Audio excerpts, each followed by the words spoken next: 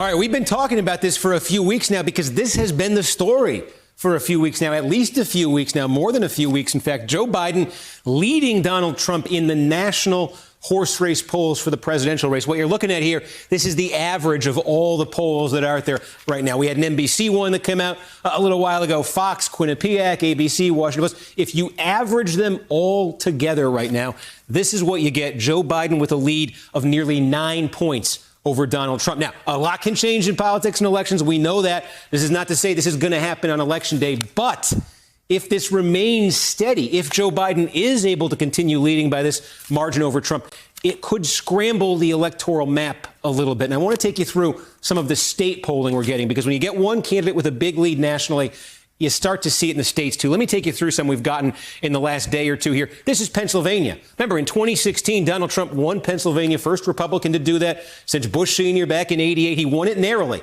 That was 46,000 votes statewide. That was Trump's margin. You look at the most recent polling. This is Fox News. This came out just last night. There's Joe Biden with an 11-point advantage in Pennsylvania. Again, if Biden's leading by close to 10 nationally, you're going to see significant swings like that in the state level. That's what you're seeing in Fox in Pennsylvania. Take a look at Florida here. Florida, state Trump carried 2016. We were just talking about this. By 2 points now, Biden in the Quinnipiac poll yesterday, a 13-point advantage for Joe Biden over Trump in Florida. The last time, by the way, that the margin in the presidential race in Florida was double digits for any candidate, 32 years ago, 1988, Bush Sr. Last time it was double digits. Texas, Trump won it by 9 in 2016. Now, Biden, Quinnipiac poll this week, up by a point in Texas. Again, big swing there. You see it in Michigan. Trump won Michigan by 0.3 of 1 point in 2016. That was the closest of those three Midwest states that Trump was able to flip it. Now, 9-point advantage for Biden. Minnesota, by the way, this was not a Trump state in 2016. It's one that the Trump campaign has talked about making a Trump state in 2020. It's one of those states they feel they can flip from blue to red. They've certainly talked about it. It was a close race there in 2016. Again, last night, Fox News poll, not a close race in that poll, though. Biden leading by 13 points in Minnesota. Let's just show you the road to 270 map. We're going to be using this thing a lot in the coming weeks, coming months.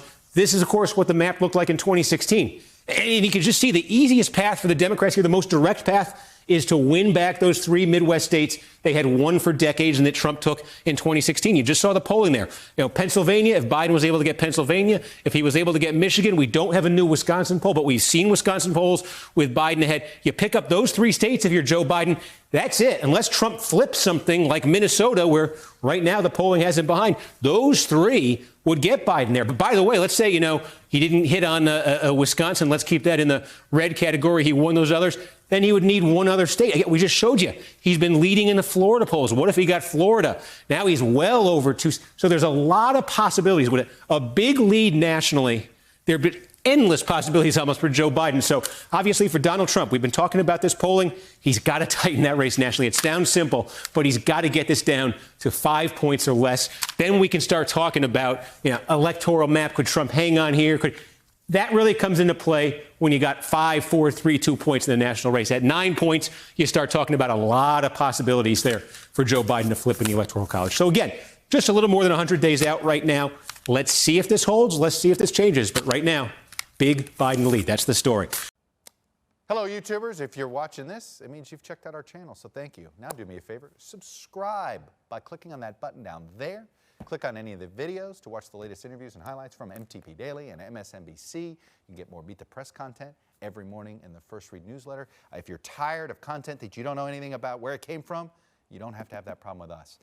NBC News, MSNBC, MTP, and the Meet the Press mindset right here for you on YouTube. Subscribe now.